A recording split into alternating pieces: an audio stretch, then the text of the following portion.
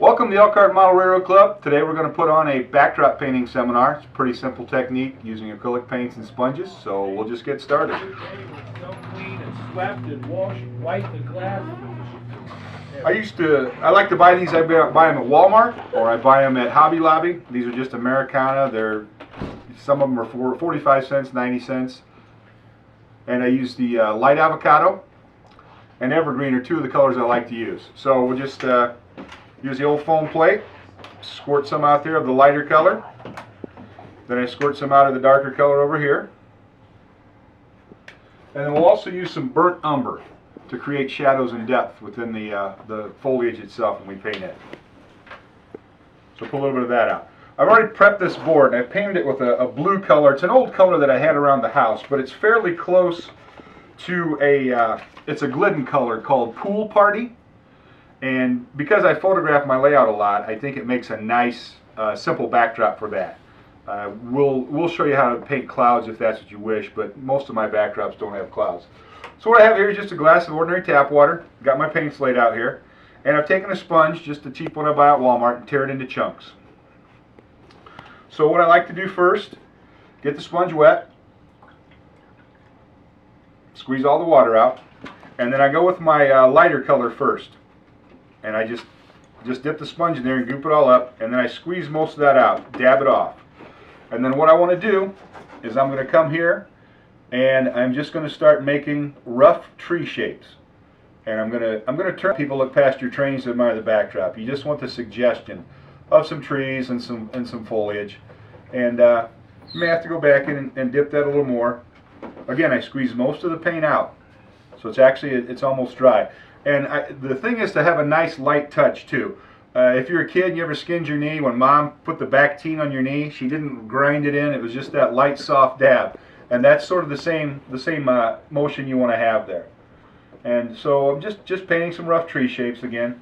Now I'll go back, dip my sponge in the water again, wring it out. You don't want it real wet because it will run, and you don't want that. Then I'm going with my darker color, the evergreen. And same thing, I'm just going to dab most of that out. And what we're going to do with this is we're going to create some shadows and some different colored foliage within the tree line there. And continue to turn your sponge so you get a different pattern as you go. Never painted this upside down. This is interesting. Again, just take your darker color and you're just going to go in there and create some shadows and some of those things. Okay, at this point, it's not quite as dark as I'd like it. So I've actually brought some black paint also. So we're going to take a little bit of black. And I'm going to mix that black with the lighter green color. Let me grab a fresh sponge here. Just a touch of black, because it goes a long way. And that's going to give me actually the darker color that I like for the shadows within the trees. And again, you're not going to paint complete trees as shadows, but rather just to simulate the underside of the branches and give you that darker spots here and there. And just continue to work it. There's really no right or wrong way. Just a light touch and move the sponge around really is the key. Okay, and now toward the bottom where very little light would get, I'm going to use a lot of black and the light green, the avocado color. And I'm going to come right along the bottom, which is where very little light would get to underneath the trees. And again, it's just a sort of a rough shape. Depending upon where you're modeling and what scale you're modeling, what size trees you will want. Okay, so, and throw a few shadows in here or there. So basically, I mean, you're creating multiple levels here. You've got some shadows. And then what I like to do is, after that is like that, just take a thinner brush. Take something fairly thin, and then I will dip that in the burnt umber. And we're not going to try to paint a complete tree because you don't actually see the majority of the tree is hidden by the leaves, by the foliage. So I will just come in and just paint a trunk here and maybe just one branch headed off this way, and the same over here. Just pick a spot with a branch sticking out, and maybe here too. And then if you want to, and I like to do this sometimes too, I'll take a little bit of white and mix it with that burnt umber, but just very little white. And what we're going to do is we're going to create the effect of the highlight of sunlight hitting those tree branches. So we've painted what we've already painted. We're going to go in and paint right next to it, just a very light highlight. And you want to keep all your highlights on the same side, because at least in most of our worlds, there's only one sun. Now, if you're doing some sort of sci-fi railroad, you know, that's your duck, pluck it any way you want.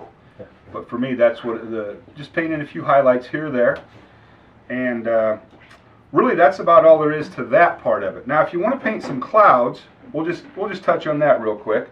Again, get a nice clean sponge because you don't want green clouds. And clouds, most people paint them white. There is some white in clouds, but actually if you look at a cloud, it's mostly gray. And I like to use it, this color is actually called gray sky. And that's the color I like to use for it. And actually what you're going to do is you'll paint your cloud sort of the same way you painted your tree, just a nice light dab. Move your sponge around so you get a nice random pattern. So we're painting the cloud, painting the underside of the cloud. And the nice part is, as the paint thins out on the sponge, actually your edges will get lighter and lighter, just like the real clouds. The thing to remember with clouds too is the closer the clouds are to the horizon, the smaller they will be. So the clouds farther away actually get smaller toward the horizon, and the clouds that are near you will be tall, the ones that are closer to where you're at, that are actually overhead. Okay? Then I'm going to grab another sponge. Sponges are cheap. Always wet your sponge. It helps hold the paint better. And but wring it out because you don't want the water to run. And then we'll just take the white and we'll go back in and we will just hit the highlight side of where the sun will be hitting the clouds. So if you start with your gray and then add your highlights, it's actually more realistic looking than starting with white and then trying to paint dark shadows underneath it. So those are just, in a nutshell, that's how I paint my backgrounds. So thanks, and hopefully this was helpful to you. So if you wanted a tree higher up though, then you do your trunk first and then you go, or would you do the green first and then your trunk up into it? So actually, if you want to, I'll just show you real quick. If you wanted to do an actual tree, we'll just paint a tree. You see here. Just paint your tree shape, however you want to paint it. And then if you actually want the trunk to show, that's not a problem. You know, you can, like I said, we'll paint your highlights on one side just like you did with your other. And then you grab your sponge and you grab your green color and you just paint your different parts of the tree, the different foliage. And then you know, if you want to do your highlights and shadows again, just like that. And everybody we'll have some fun here in a little bit. Everybody will just take a stab at it. But you just kind of paint your shadows in underneath the branches, and then you can go back in with your brush and paint your the smaller branches poking through some of those things, and you know, I like to sometimes paint around the base of it, paint a little shadow, and you just repeat that for however many trees you want, however many size trees you want. If you want to do fall colors, there's a lot of things you can do. So again, hopefully this was helpful to you, and happy painting. Hey, thanks.